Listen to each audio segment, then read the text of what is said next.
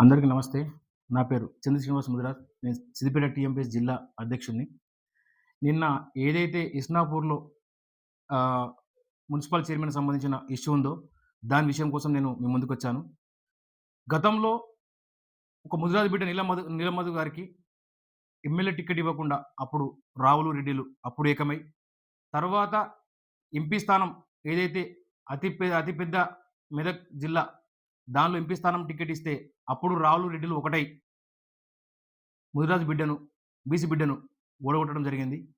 దాని తర్వాత ఇస్నాపూర్‌లో ఇప్పుడు చైర్మన్‌గా ఒక ముదిరాజు బిడ్డ పోటీలో ఉండి ఆమె కౌన్సిలర్ గెలిస్తే, నిన్న మన పార్లమెంట్ సభ్యుడు బీసీ ఓట్లతోటి గెలిచిన ఈ రఘునందన్ రావు ఒక బీసీ బిడ్డ చైర్మన్ గాకుండా కాంగ్రెస్ పార్టీలో ఉన్నటువంటి ఒక కౌన్సిలర్‌ను అటాచ్ చేసుకొని, ఈ గూడెం మైపాల్ రెడ్డి గారు వీళ్ళు కలిసి ఒక బీసీ బిడ్డకు చైర్మన్ పదవి రాకుండా అడ్డుపడి, ఈ టీఆర్ఎస్ తోటి బీజేపీ రఘునందనరావు పొత్తు పెట్టుకొని కొన్ని కోట్లకు లొంగిపోయి వీళ్ళు ఒక బీసీ బిడ్డకి అన్యాయం చేస్తుర్రు.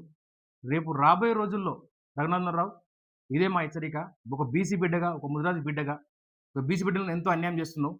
నువ్వు రాబోయే రోజుల్లో ఖచ్చితంగా నువ్వు శిక్ష అనుభవించక తప్పదు.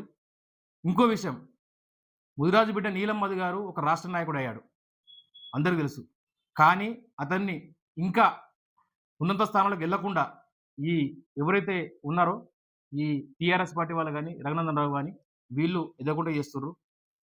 ఎప్పటికైనా మా నీలమదన్న గారు ఒకటే అంటారు. అదృష్టాన్ని ఎవడు గుంజుకోలేడు. ఖచ్చితంగా నాకు మంచి రోజులొస్తాయి.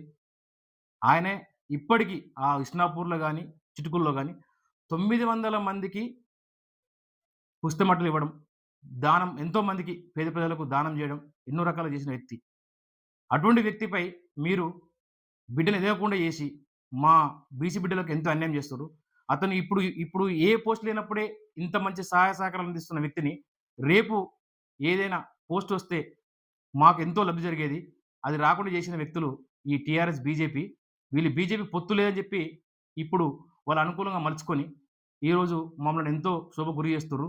ఖచ్చితంగా రేపు రాబోయే రోజుల్లో టీఆర్ఎస్, బీజేపీ 100% తగిన మూల్యం చెల్లిస్తది. తప్పకుండా దీనిపై మీ బీజేపీ అధిష్టానం ఖచ్చితంగా రఘునందన్ మీద చర్య తీసుకోవాలి. చర్య తీసుకొని అతన్ని సస్పెండ్ చేసేదాకా మేము మా పోరాటం ఆగదు. ఖచ్చితంగా రఘునందన్ రావు ఖబర్దార్, మేమైతే ఊరుకునే పరిస్థితి ఉండదు. నీవు ఒక ఎమ్మెల్యే నీ దగ్గరకొచ్చి మాట్లాడినప్పుడు నీకు ఎమ్మెల్యే ఏ పార్టీ ఉన్న సంగతి తెలవకుండానే అమ్ముడు పోయినవా? ఖచ్చితంగా తగిన మూల్యం చెల్లించాల్సొస్తది.